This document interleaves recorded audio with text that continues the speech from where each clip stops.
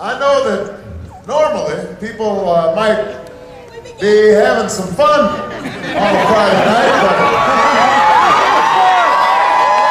but I know that everybody's going to be in bed at a reasonable hour tonight because we've got some work to do tomorrow.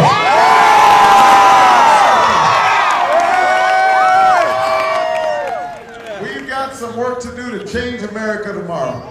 I want to just thank a couple of people. First of all, Rudy Rivera, Iraq veteran. I am grateful for his support. I'm grateful for his introduction and his service to our country.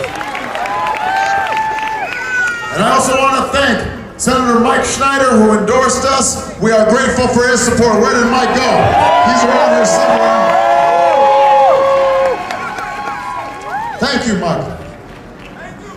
Thank you.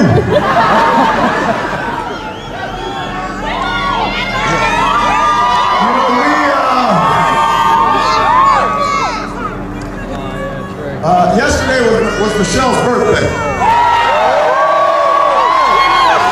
Yesterday was Michelle's birthday. I took her out to dinner at a fancy restaurant because she has just been so spectacular putting up with me during this presidential campaign.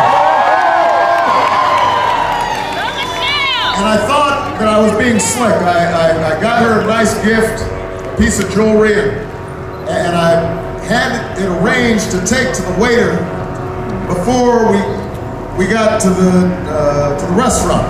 And I said, you know, bring us a glass of champagne, because Michelle likes champagne, along with the gift.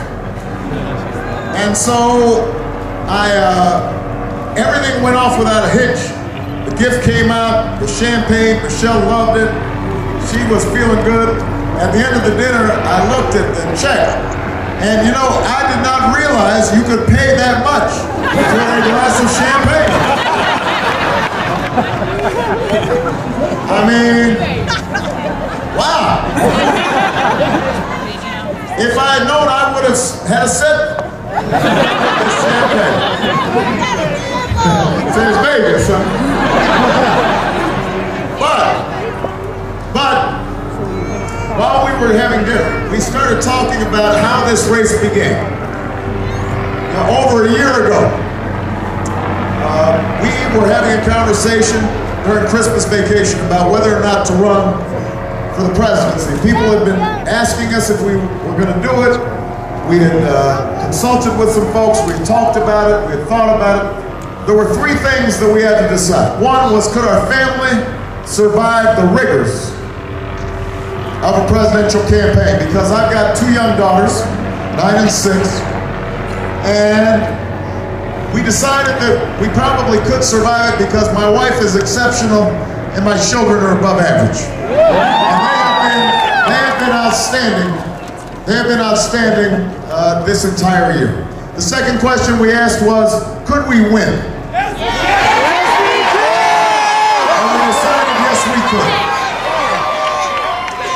But the third thing we asked ourselves was, should we win? Should we win? Because we are in a defining moment in our history. Our nation is at war, and our planet is in peril.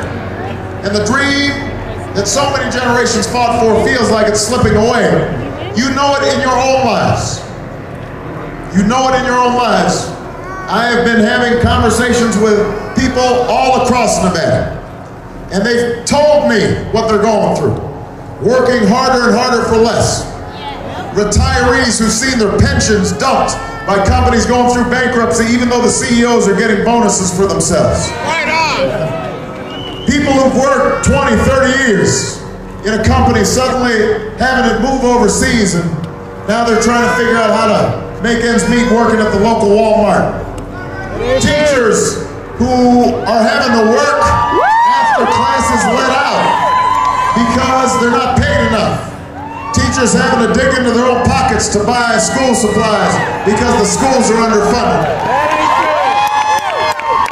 Veterans of Iraq and Afghanistan who we should be honoring and revering, but are in homeless shelters because nobody gave them the screening that they needed for post-traumatic stress disorder. Nobody gave them the treatment that they needed. Veterans who are disabled having to fight with the bureaucracy because nobody is keeping the promise that we made when we asked them to serve on our behalf.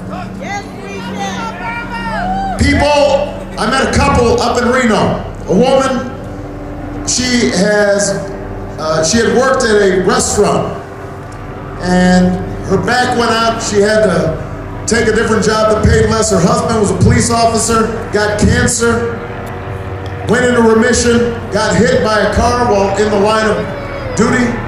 For a couple of months, they were sick, couldn't work, and now suddenly they're in danger of losing their home. Culinary workers from all across Las Vegas still having to fight just to get decent wages, to make sure that they're keeping the health care that they need, make sure that they're trying to save enough so that they can send their children to college and live out the American dream. All across the country, what you hear are stories of struggle and of hardship. And what Michelle and I decided was that if we could help to bring the country together, if we could help to put the special interests in their place so that the American people could hear each other and people in Washington could be looking out for ordinary citizens. If we could start speaking the truth in our politics so that everybody could once again trust in their leadership and trust in their government, then it would be worth the sacrifices involved for us to run.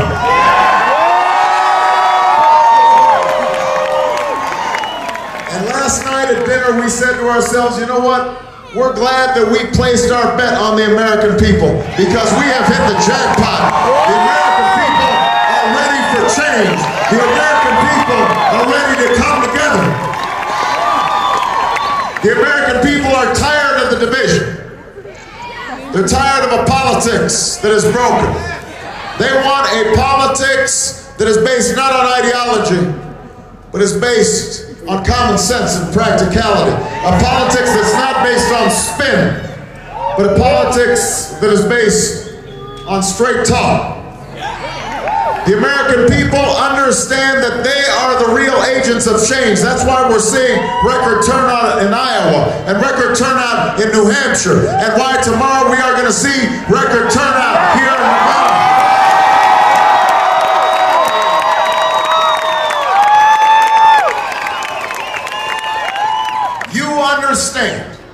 You understand that you're the real agents of change. Change does not happen from the top down. It happens from the bottom up. And the American people are a decent people and a generous people, willing to work hard and sacrifice on behalf of future generations. And if we can just mobilize and get organized to challenge the special interests, to challenge the insurance companies, the drug companies, and the banks, and the oil companies, and the gas companies, and the lobbyists that they pay, and if we are willing to challenge ourselves to be better citizens, and better neighbors, and better parents, then there is no problem we cannot solve, and there is no destiny we cannot fulfill, and that is why I'm running for President of the United States.